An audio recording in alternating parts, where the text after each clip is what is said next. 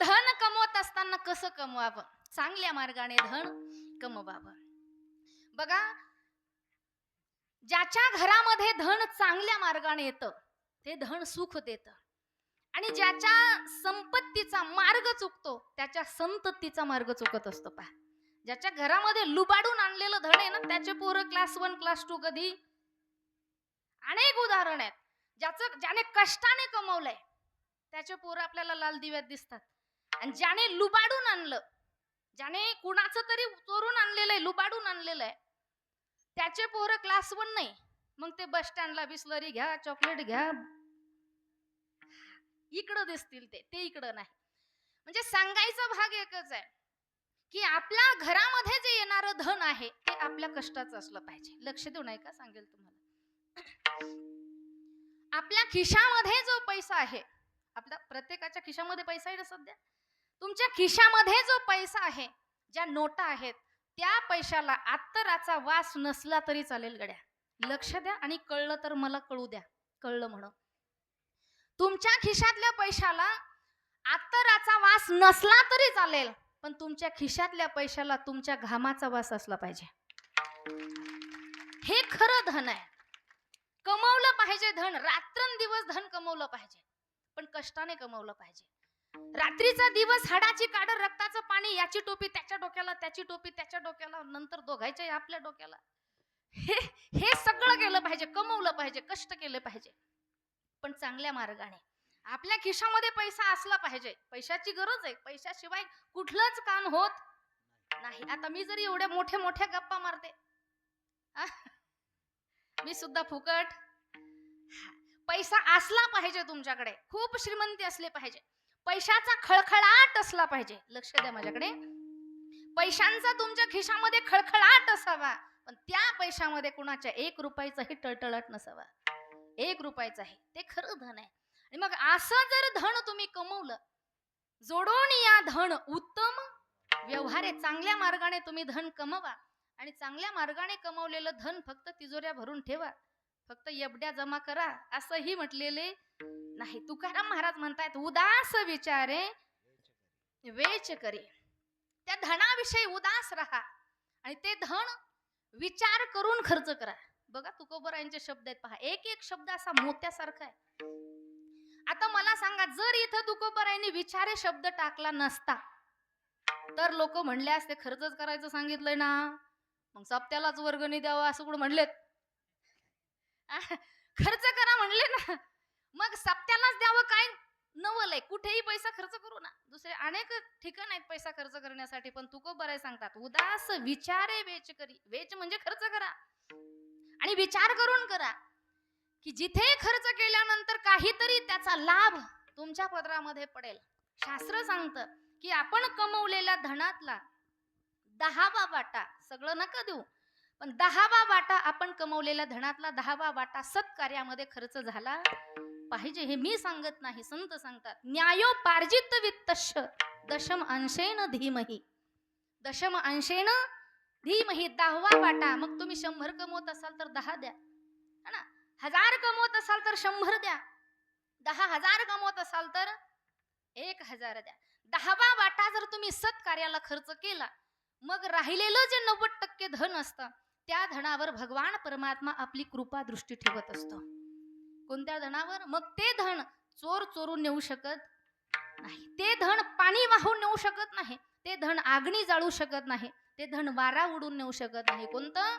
ज्या धनातला 10वा वाटा सत्कार्यामध्ये खर्च होतो. म्हणून धन हे खर्च करायचं सांगितलंय चांगल्या ठिकाणी. किंवा मग धन नुसतं जमाच करून ठेवलं तर ते शेवटी आपल्या कामा येत नाही. शेवटी आतापर्यंत जे गेले आपल्या गावातले, ते धनाचे गाठोडे सोबत घेऊन गेले का? गेलंच नाही कोणी. मी गेल्यापासून, म्हणजे मी तिकडे गेल्यापासून जेवढेही लोक गेले गावातले, कुणीही धन सोबत नेलं नाही. कितनेही कमालो हिरे, कितनेही कमालो मोती. लक्ष देऊ नये का? कितनेही कमालो हीरे, कितनेही कमालो मोती, लेकिन याद रखना दोस्तों, कफन को जेब नहीं होती. हा, जागे तुम्ही. जे कफन असतं ना, 2 मीटर कपडा, पांढरा कपडा आणतात, पहा. कुणाला? कीर्तनकाराला नाही, हा, त्या मेलेल्या व्यक्तीसाठी 2 मीटर पांढरा कपडा आणतात, त्याला खिसा शिवून आणता का पाचड वरून? नाही ना. का? कारण सोबत काही न्यायचंच.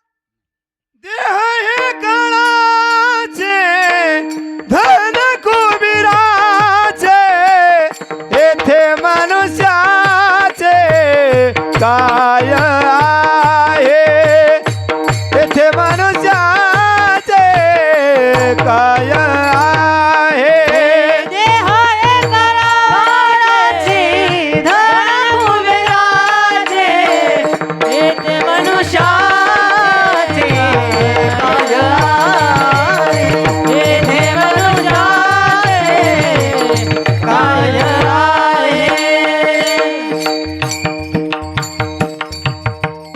वा. देह हे काळाचे धन कुबेराचे. सोबत मेल्यानंतर आपल्याला धन न्यायचं नाही. सज धज कर जिस दिन मौत की शहजादी आएगी, शहजादी आएगी, ना सोना काम आएगा, ना चांदी काम आएगी.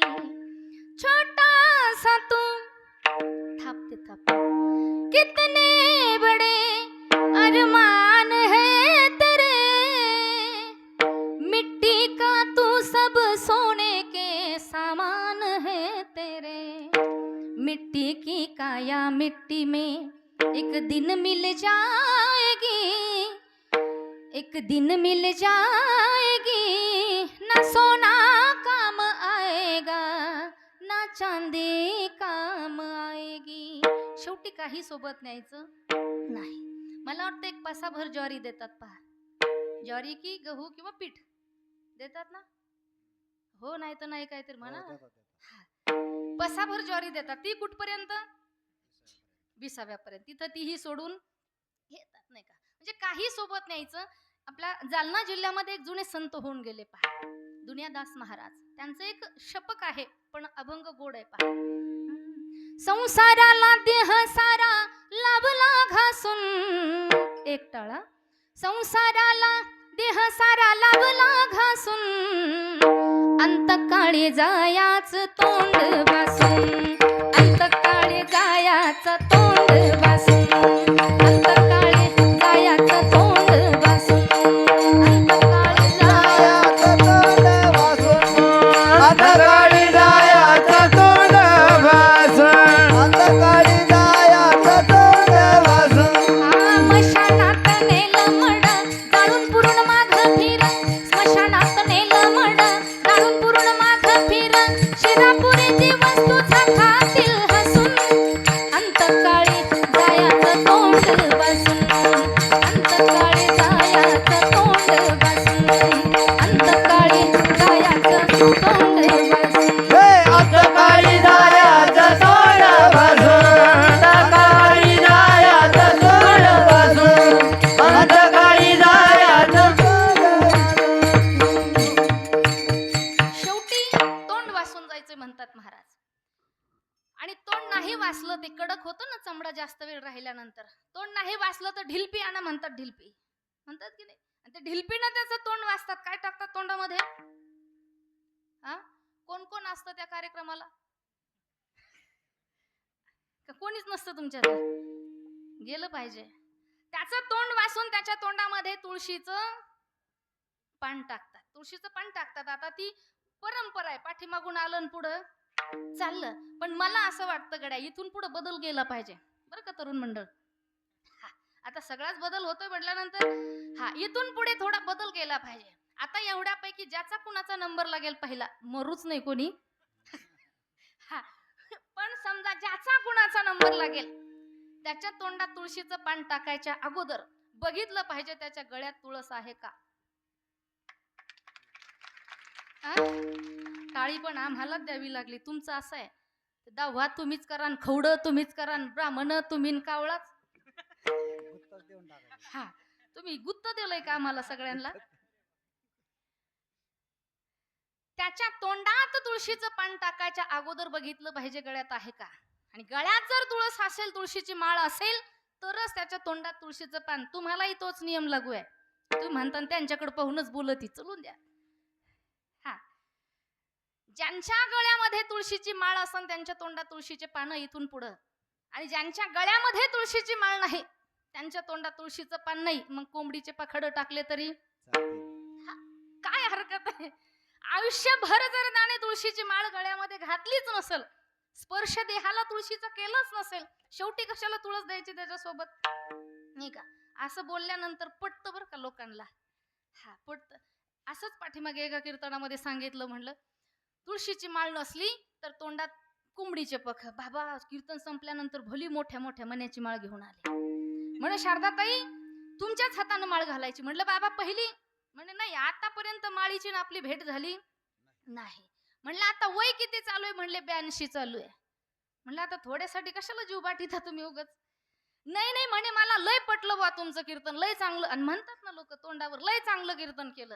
तोंडावर म्हणतात, मंडपात येतोपर्यंत म्हणतात लय चांगलं कीर्तन केलं. आणि आमची गाडी पुढे निघून गेले. हा काय येतं तिला. हा बघा त्यांचं त्यांना कळाल्यावर कशा हसत येत. असंच आहे ना आपल्याकडं. नाही चला, त्या बाबाने सांगितलं म्हणे शारदाताई लय पटलं भाऊ म्हणे आपल्याला कीर्तन, तुमच्याच हाताने माळ घालायची म्हणे आता. म्हटलं बरं ठीक आहे. म्हटलं बाबा आता 82 वर्ष चालू आहे तुमचं, एवढ्या उशिरा आता कशाला माळ घालता तुम्ही. त्यावेळेला बाबा बोलले मला लक्ष देऊ नये का थोडस. बाबा म्हणे शारदाताई आता माळ नको घालू तर काय करू, कारण का मला टाकायचं आवडतं काका.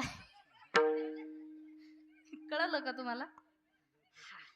आता समोरचं फर्निचर गायब झालेलं होतं नळ्या फोडू फोडू.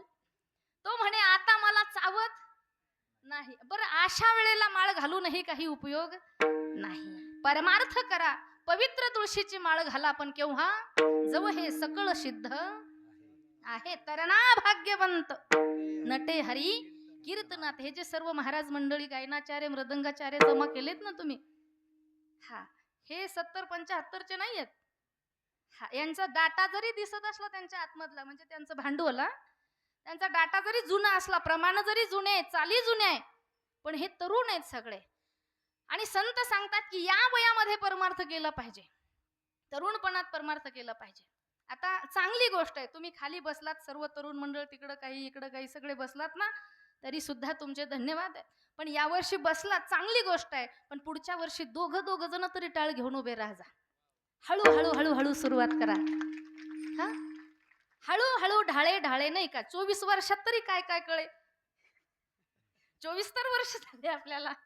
हा हळूहळू आता बदल गरजेचा आहे नाही का.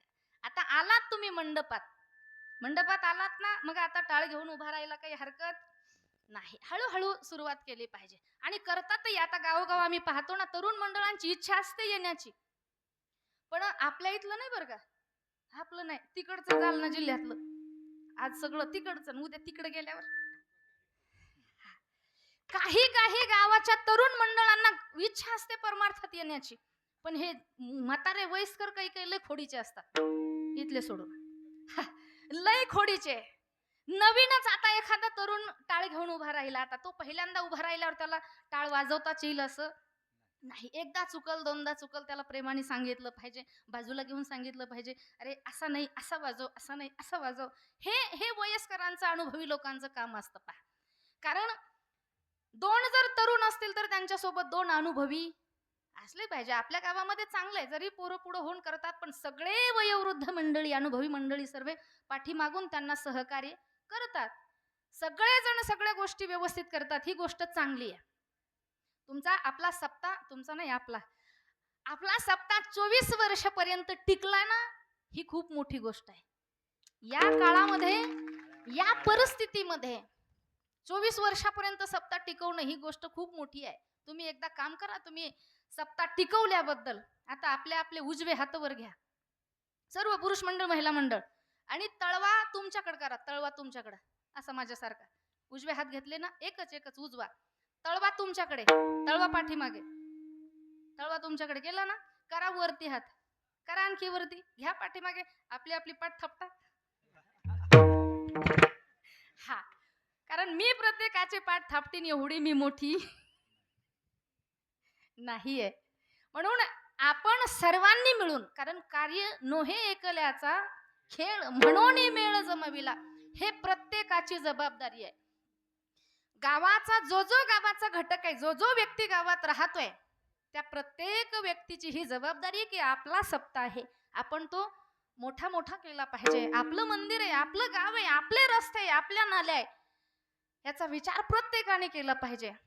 आणि सप्ताहाच्या मंडपामध्ये हा सप्ताह ज्याच्यासाठी असतो पहा, संत महात्म्यांनी एवढा अट्टहास केलाय आणि ही परंपरा आपल्या समोर घालून दिली आहे. देह कष्टविती परोपकारे, त्यांनी जेवढे कष्ट घेतलेत आपल्याला एकत्र करण्यासाठी. हा सप्ताह म्हणजे पोर खेळ नाहीये, हे उगच टाइमपास म्हणून नाहीये, उग पैशाचा नाश म्हणून नाहीये. हा सप्ताह कशासाठी असतो तर सर्व जाती धर्माचे लोक एका ठिकाणी यावे. एके ठाई काला तुका म्हणे भाविकाला. तुका म्हणे कोणत्या एका जातीला म्हणले नाही किंवा एका नावाच्या लोकांना म्हणले नाही, तू बरोबर आहे. प्रत्येक जण, मग जेवढे लोक आहे, जेवढ्या जाती धर्मातले लोक आहेत, त्या सगळ्यांना एका मंडपाखाली आणण्याचं काम जर कोण करत असेल तर हा वारकरी संप्रदाय करतोय. आज सगळीकडे जात आणि धर्म आहे, सगळीकडे जात धर्म आहे. फक्त जात धर्म न पाहणारा जर संप्रदाय असेल तर तो वारकरी संप्रदाय आहे. मग हे याच्यासाठी एवढा अट्टहास आहे सगळ्यांनी. मी तर आता आपल्या गावात सध्याचं काय वातावरण असेल मला सांगायचं, मला माहित नाही. एक भाव आहे की ज्या वेळेला गावाचा सप्ताह येतो ना, सगळ्यांनी एकत्र आलं पाहिजे, एकत्र. मग गावाच्या सप्त्याच्या टायमाला भावकी जावकी, लक्षात येते ना, भावकी जावकी, भांडण तंटे, जात पात, हेवे दावे, हे सगळे कसे राहिले पाहिजे मंडपाच्या बाहेर. जसे आपण चपला सोडतो ना मंडपाच्या बाहेर, तसे ते सगळे हेवे दावे प्रत्येकाच्या मनात असतातच. हे गाव आहे, गावगाडा म्हटल्यानंतर हे सगळं असतं आणि असलं पाहिजे, त्याला माझा विरोध नाही, असलं पाहिजे. पण हे मंडपामध्ये जेव्हा येताना तेव्हा चपला जशा आपण बाहेर सोडतो ना, तसं ते सगळं बाहेर सोडलं पाहिजे. आणि सगळ्यांनी प्रेमाने, आपला सप्ताह आहे, गावचा सप्ताह आहे म्हणून सगळ्यांनी एकत्र आलं पाहिजे. विठ्ठल विठ्ठल विठ्ठल विठ्ठल विठ्ठल विठ्ठल